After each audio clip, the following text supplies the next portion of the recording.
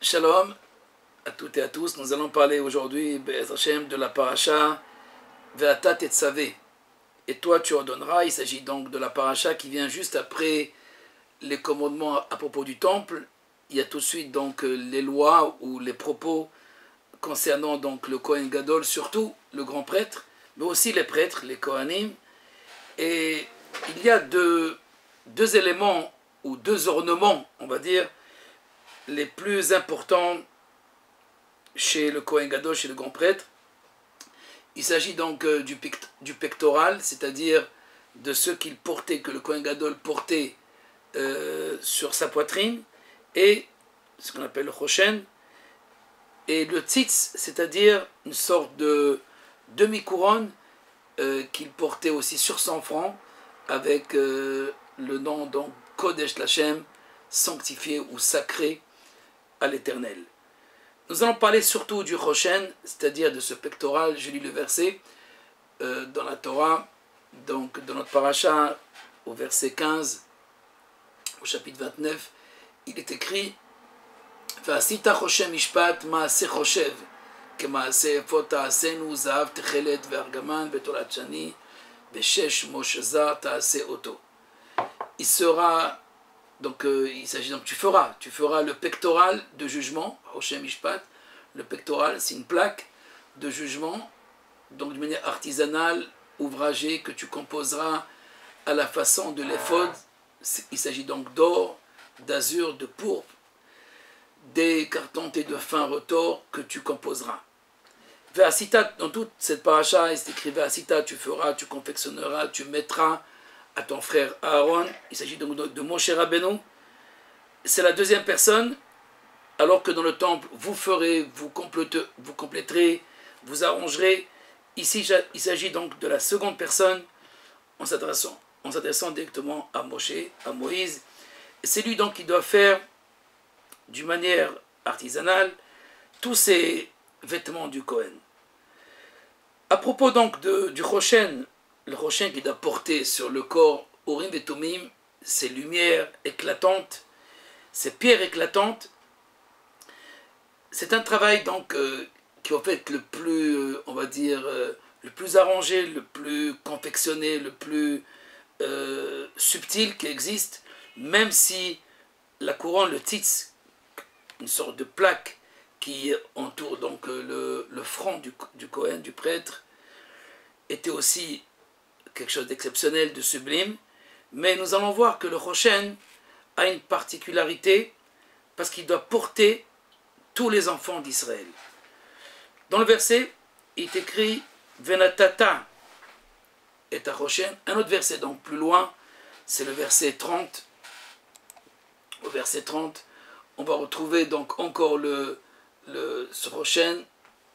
Je lis donc le verset dans la Torah. Tu ajouteras au pectoral, en hébreu, Natata Choshen mishpat et taorim et tatumim, vayu alev Aaron. Bevo'o lifne Adonai. Venasa Aaron tamishpat bene Israël alibo lifne Adonai tamid. Tu ajouteras au pectoral du jugement les Urim et Tumim. Donc il s'agit de ces pierres précieuses pour chaque tribu, pour qu'ils soient sur la poitrine d'Aaron lorsqu'il se présentera devant l'Éternel. Aaron portera ainsi le destin des enfants d'Israël sur sa poitrine devant le Seigneur constamment.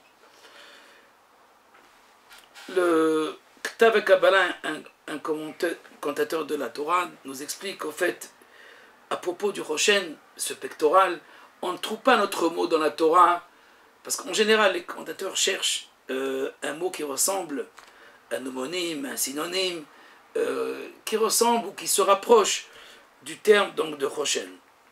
Étant donné qu'on n'a pas trouvé, on cherche dans Onkelos, qui est donc le premier traducteur de la Torah en araméen, et lui il parle surtout de Choshen, il inverse les lettres, Nachesh, Yenachesh, Nochaloma, Shubatzmo, Mechuvan, Bemilat Choshen.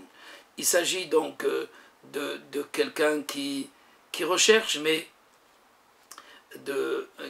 comme l'art qui recherche d'une manière, comme un devin, qui recherche donc une vérité, et il a un instrument avec lequel il tâtonne en essayant donc de méditer et de réfléchir qu'est-ce que ça peut être, ou c'est-à-dire la réponse que les gens ont besoin en ce moment-là. Le Nichush, l'Otenachashu, la Torah nous ordonne de ne pas chercher de cette manière, de cette voie-là, qui est une voie de sorcellerie. D'ailleurs, le mot Nachesh, Nachash, le serpent, c'est au fait deviner. Deviner, mais à partir de quel moyen on peut deviner? Il y a le prophète, mais là aussi il y a une sorte de devin. Deviner, devin, c'est-à-dire grâce à un pectoral, à une plaque qui ne ressemble à rien de ce qu'on connaisse dans l'histoire, où il y a 12 pierres précieuses plaquées sur ce pectoral. Toute personne qui venait, on va dire le roi, ou un prince, ou un général, une personne importante, qui venait poser la question donc au grand prêtre, alors il avait la réponse par des lettres qui s'illuminaient à partir de ces pierres précieuses. Donc, deviner, c'est quand même trop osé de traduire Choshen par cet art qui permet donc de deviner, mais de quel art il s'agit? Est-ce que on peut deviner quelque chose ou on peut recevoir quelque chose? Et pourquoi traduire Choshen par cet art divinatoire? Hayana ase besod elyon. Mais en vérité, sa fabrication, dit le Ktav et Kabbalah, a été arrangée d'une manière par un mystère suprême que Moïse a révélé aux sages, le Hachmelev la Sototo. Mais en fait, c'est Moïse lui-même qui va le faire, qui va l'arranger, qui va confectionner ce Choshen, ce pectoral. Lishol bo tashinuim hayehudim bemarachet hauma. Il s'agit donc de demander, de questionner, à savoir qu'est-ce qui se passe au niveau, donc, qu'est-ce qu'on doit faire, qu'est-ce qu'on pourrait faire au niveau donc de la nation.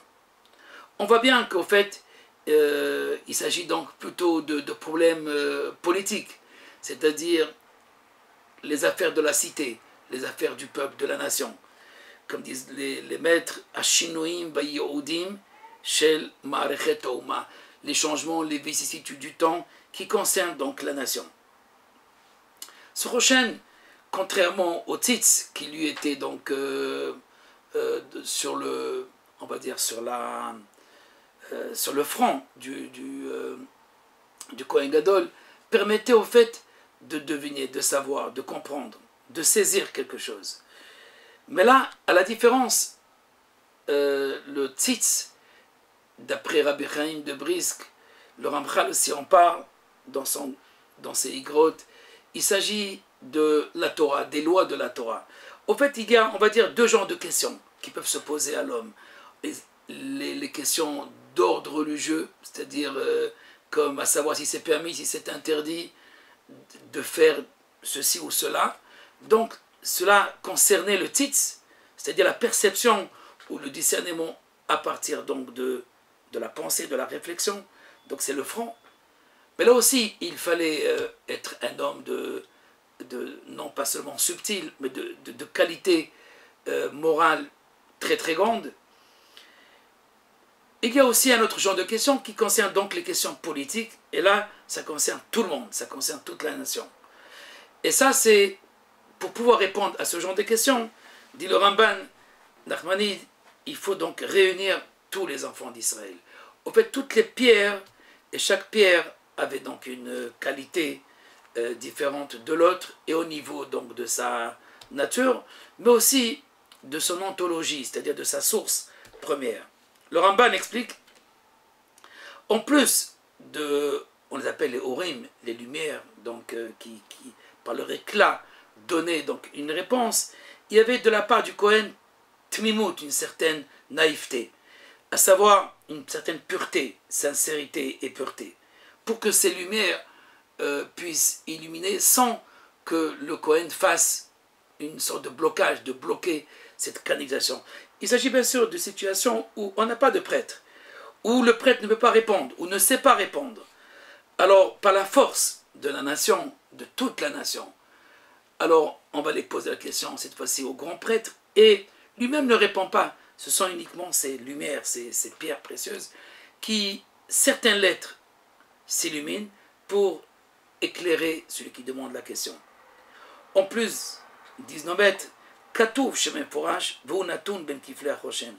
Le nom ineffable, donc le grand nom de Dieu, le Shemen Forash, le nom explicite, le nom de 72 lettres, Natun Ben Kifle Achoshen, il est déposé à l'intérieur du Choshen, puisqu'en fait le Choshen, ce pectoral, était fabriqué par une double plaque, et cette double plaque, à l'intérieur, il y avait donc le Rosh Mishpat. Cependant, le fabricant, on va dire, l'artisan qui doit qui va fabriquer donc le Urim et Tumim, il sait lui-même qu'il se passe quelque chose dans cette fabrication et au moment où il dépose les pierres. Voici l'enseignement du Ramban. Velo Amar Vayas Ha'urim Ve'Tumim. Il n'est pas écrit comme dans tous les autres cas, c'est-à-dire des vêtements du Kohen, Vayas, il a confectionné.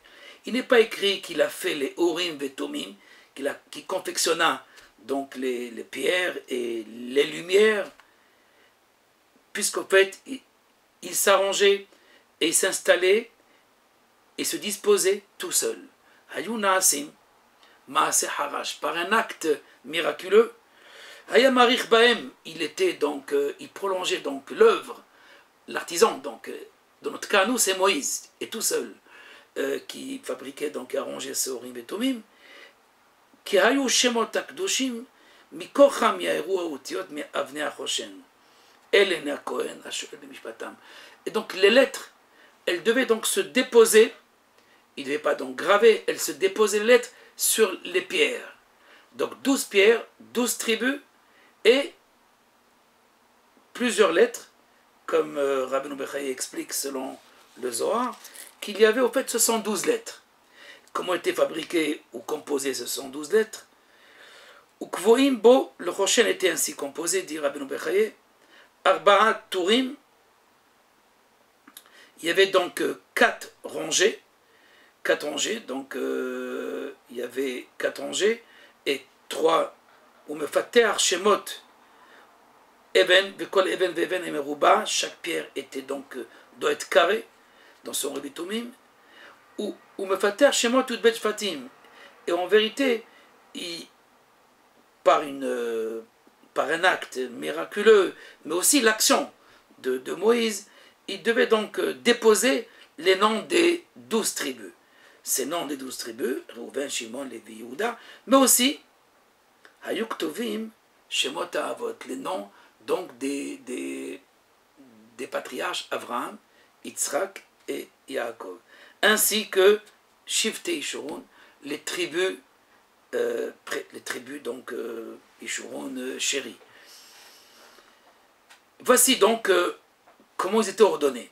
D'après Rabbeinu Bechaye, c'est déjà un grand sod qui nous révèle, puisqu'en fait, aucun maître nous révèle de la manière de ce qui était écrit dans chaque pierre. On savait qu'il y avait les noms des tribus, mais on ne savait pas qu'est-ce qui était accompagné avec chaque nom. Alors voici donc l'ordonnancement des noms. Oxydram Hazé Katouv, Reuven V Aleph, donc il y avait dans la première pierre qui était Odem, une pierre rouge.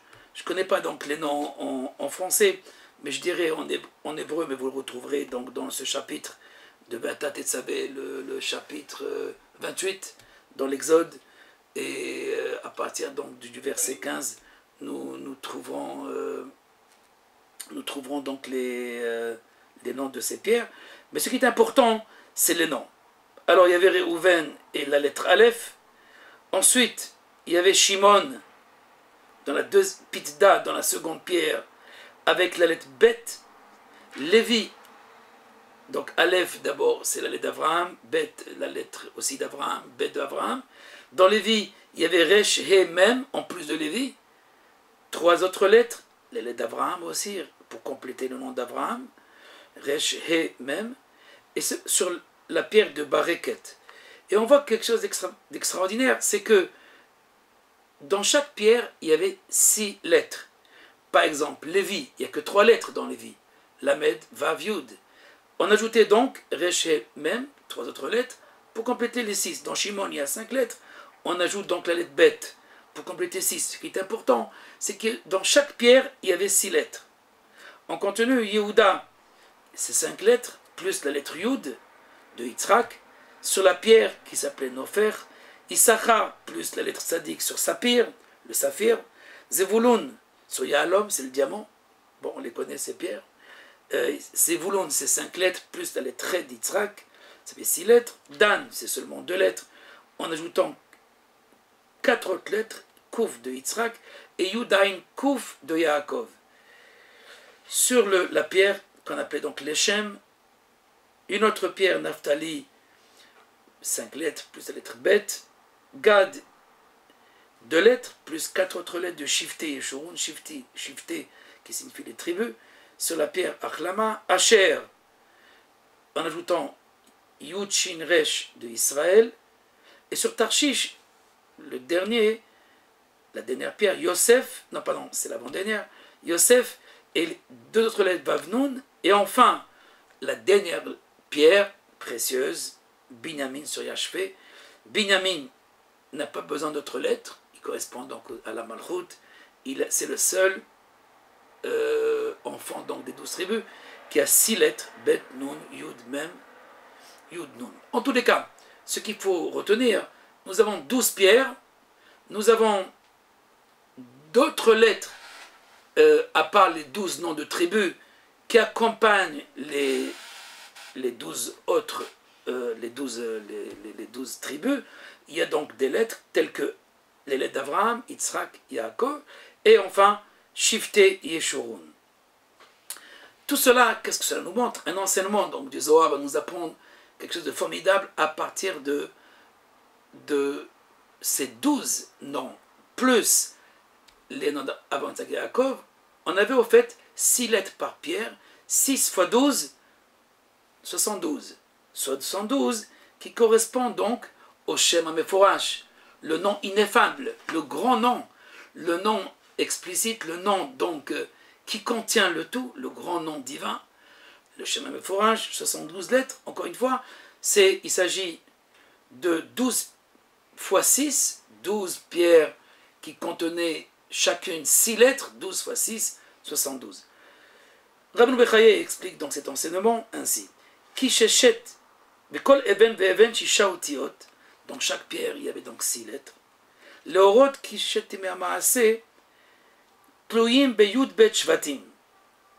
Il s'agit donc des 6 jours de la semaine, de la création, qui dépendent donc des 12 tribus. Vayou b'avnei choshen, dans ces 12 pierres précieuses du pectoral, il y avait donc, ce sont 12 lettres du nom, qui yud bet pe'amim shisha emab, ve'em keneged aboutiot shem Hashem agadol leorot bazeh kiyum ha'olam.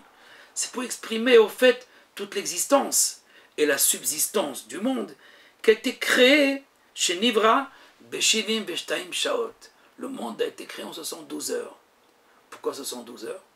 Alors, nos maîtres expliquent que le monde a été créé que le jour et pas la nuit. Donc, si chaque jour c'est 12 heures, 6 jours fois 12 heures, c'est 72. Donc, le monde qui a été créé en 72 heures est dirigé par 72 lettres. 72 lettres, puisque la nuit, c'est juste la préparation du lendemain. Vayere, Vayiboker, c'est l'accouchement. Le jour est accouché par la nuit. C'est d'abord la nuit, et c'est la nuit qui accouche le jour. C'est un peu comme la terre. Il y a d'abord l'hiver, ensuite il y a l'automne, l'hiver, ensuite il y a le printemps et l'été, 6 mois et 6 mois. Donc la nuit, Vayiboker, il y a d'abord les ténèbres de la nuit, qui préparent donc le jour. Ceci dit, en pratique, il n'y a que 12 heures réellement de construction, de création. 12 heures de création fois 6 jours, c'est 72. Et 72, c'est le chemin fourrage. Sharia Olam Nivra Bayom. Le Midrash nous dit que le monde n'a été créé que dans le jour. Pourquoi? Parce qu'en fait, il y a un verset qui dit Bayom Asot Adonai Elohim Eres Vashamayim. Le jour où Dieu a fait les cieux et la terre. Le jour et non la nuit. C'est-à-dire qu'en fait, ces 12 heures correspondent aussi à Martir Olam Chesed Ibané. J'ai dit que le monde repose est fondé sur la bonté. Et Hesed en hébreu, Hesed, bien sûr, c'est en hébreu, en Gematria plutôt, en valeur numérique, correspond aussi à 72. Donc le monde est fondé, repose sur les 72. 72 qui est en fait l'expansion de la divinité, l'épanchement donc du divin par le Shem, le nom ineffable. Ceci pour nous montrer que le Kohen Gadol, le grand prêtre, portait sur lui tous les vicissitudes du temps, non pas seulement le mystère de la création qui sont enfermés dans les 72 lettres, mais aussi la réponse aux événements, la réponse aux affaires de la cité. La politique, ce n'est pas une affaire qui est résolue dans un parlement, elle est résolue aussi dans le temple.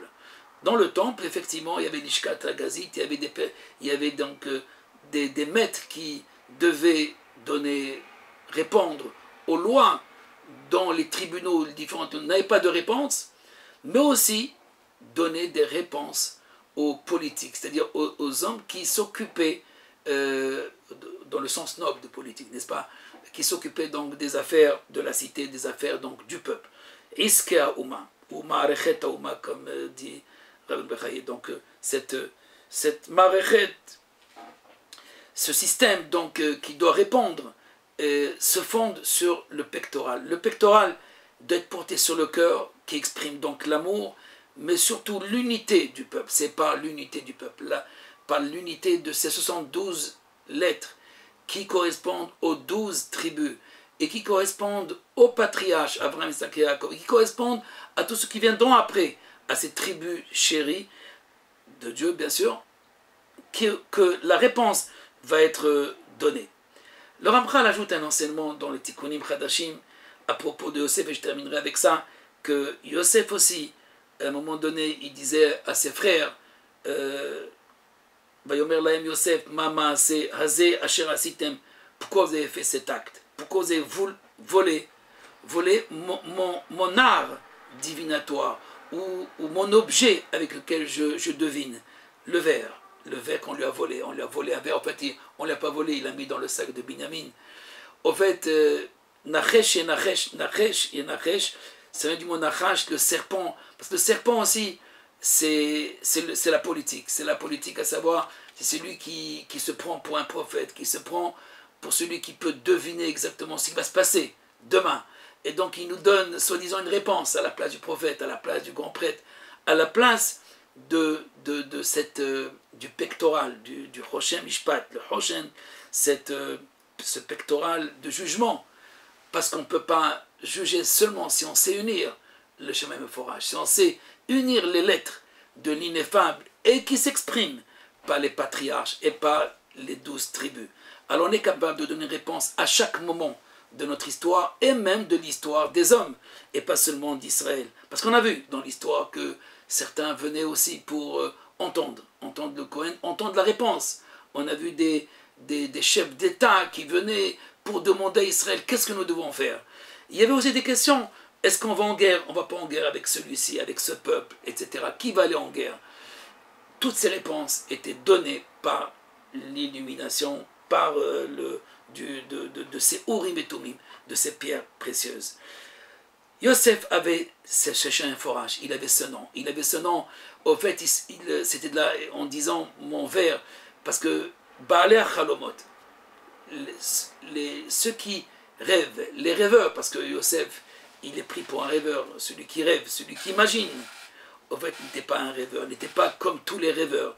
Son rêve est aussi une expression de prophétie, parce que nos maîtres disent que Baalei Chalom, dans le Midrash, sont considérés comme des enfants de prophètes, comme des élèves des prophètes. Baalei Halomot. Baalei Halom est donc par le rêve. Par le rêve, ils reçoivent. Le rêve, au fait, comme annihiler notre faculté cognitive, notre expérience, pour recevoir l'expérience du nom, l'expérience de l'adhésion avec Dieu. Le Kohen Gadol, même s'il n'est pas cette adhésion avec Dieu, mais par la force de l'amour de tout le peuple et de l'union de tout le peuple, il était capable de recevoir pour cela, donc cette faculté, donc non pas de deviner, mais de recevoir autant qu'un grand prophète la parole de Dieu, la réponse autant. Les 72 lettres, le Shem Ab, n'est pas le nom seulement de la création de 72 heures, mais c'est aussi le nom de la Merkaba, de la direction divine de l'histoire. C'est-à-dire de comment Dieu dirige le monde et qu'est-ce qui émane en ce moment-là dans le temps. Le Kohen Gadol, comme ceux qui savent méditer le Shem Fourage, sont capables d'être ce Roshen, c'est-à-dire ce pectoral, cette plaque, ce cli, cet instrument qui est capable d'aider l'homme, instrument qui est le nom, en fait, qui sont les lettres, qui est capable donc de donner une réponse à chacun pour tous les moments donc de l'histoire. Voilà donc pour notre paracha Be'ata Tetzavé, où même Moshe Rabbeinu n'est pas rapporté. Le Zohar dit, c'est parce que c'est une affaire de Aaron, c'est pas une affaire de Moshe Rabbeinu. Non pas comme certains expliquent que Moshe a dit efface mon nom après le veau d'or, et donc son nom est effacé ici, dans notre paracha. Mais non, le Zohar donne une autre réponse. Il s'agit seulement que c'est une affaire de Aaron, du grand prêtre, et Moïse doit uniquement confectionner, préparer, arranger ce qu'elle dit, parce que lui, il connaît directement la pensée divine. Mais pour les générations à venir, chez qui on va chez le prêtre, on va chez celui qui porte sur son cœur tous les enfants d'Hachem. Voilà donc pour notre paracha, et Be'ez Hashem, je vous souhaite une bonne semaine, et à la semaine prochaine, Be'ez Hashem. Kol Tov.